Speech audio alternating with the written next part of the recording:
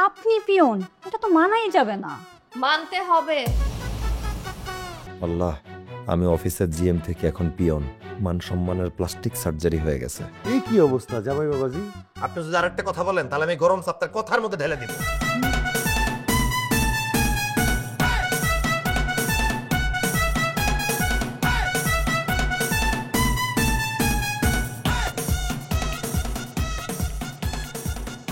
আরে শিহাব ভাই, আপনি চালিয়ে আসছেন পিয়নের মতো। পিয়ন কোথায়? আরে আপনি তো এই কোম্পানির মেয়ের জামাই। আমরা কি চোখে ভুল দেখতেছি? না না শিহাব ভাই, এটা মেনে নেওয়া যায় না। এত কথা না বাড়ায় চাটা খান। আজ যে কোনো প্রয়োজন আমাকে জানাবেন। আজ থেকে আমি এই কোম্পানির নতুন পিয়ন। আপনি পিয়ন, এটা তো মানাই যাবে না। মানতে হবে।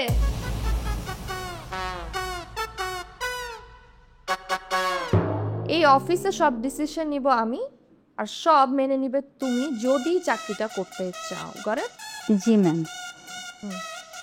সবাই শুনে রাখুন, আজ থেকে এই কোম্পানির নতুন পিয়ন হচ্ছে শিহাব। তাই আমি আগের পিয়নকে ছুটি দিয়ে দিয়েছি। আল্লাহ, আমি অফিসের জিএম থেকে এখন পিয়ন। মান সম্মানের প্লাস্টিক সার্জারি হয়ে গেছে। ইচ্ছা করতেছে সব চা আকবরের বাচ্চা ফারিয়ার মাথা ঢেলে দিই। তারা খামোর মতো দাঁড়ায় আছো কেন? সবাইকে চা দিয়ে যাও।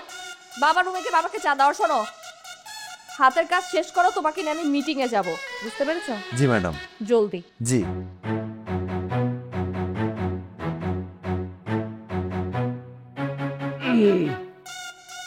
কিরে শিহাব, কি অবস্থা? শুয়োরের বাচ্চার সাহস কত! আমি অফিসের জিএম আর ও আমার নাম ধরে ডাকে। মনটা চাইতেছে এখনই ওর অফিস থেকে থাপড়াইতে থাপড়াইতে বাইর করি। কিরে, চায়ে এত চিনি দিছস কেন? জানোস না আমি বেশি একটা চিনি খাই না। এরপরের থেকে আমার চায়ে কোনো চিনি দিবি না, বুঝছস? আর অফিসে কে চিনি খায় না খায় এগুলো একটু খোঁজ খবর রাখি। সিরাজের বাচ্চা, আমি এই কোম্পানির পিয়ন না, আমি এই কোম্পানির জিএম। তোরা এমন একটা থাপ্পড় দিব না, লাটিমের মতো 7 দিন ঘুরবি, এরপর তুই আসমান আসস না কবরে আসস, সেই সেন্স তো থাকবে না। কয়ে রাখলাম।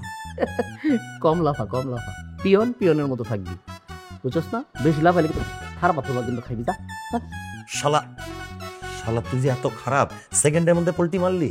শিহাব, জি ম্যাডাম। বাবাকে চা দিয়ে যাও। জাস্ট বাচ্চা গেলি।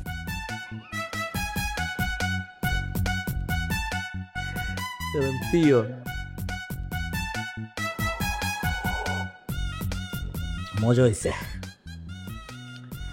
স্মার্ট পিয়ন পাইছি আমরা, খারাপও।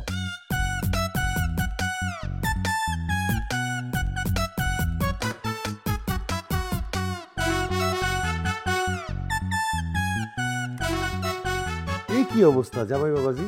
আপনি যদি আরেকটা কথা বলেন তাহলে আমি গরম চাপটার কথার মধ্যে ঢেলে দিব। কি বলতেছে এগুলা? আমি তোমার শ্বশুর। আপনি একটা মির্জাপুর শ্বশুর। কি ধরায় দিছেন আমার কান্দের মধ্যে? চলমান দোজক ধরায় দিছেন আমারে। প্রতি পদে পদে আমার আঙুরের মতো জ্বালায় খাইতেছে, আমারে পুরায় তছনছ করে দিছে। আমি তো আগেই ভালো ছিলাম, চাকরি করতাম, টাকা নিতাম, খেলা শেষ। ধৈর্য ধরো জামাই, ধৈর্য ধরো। আর কত ধৈর্য ধরবো? আরেকটা কথা আপনি যদি বলেন আপনার মাথার উপর গরম চা ঢেলে দিব। আমি অনেক সহ্য করছি, সব কিছু দায় ভার আপনার। না না না না বাবাজি, ঠিক আছে ঠিক আছে, তুমি চা নিয়ে যাও, রুমে যাও, নিয়ে যাও নিয়ে যাও।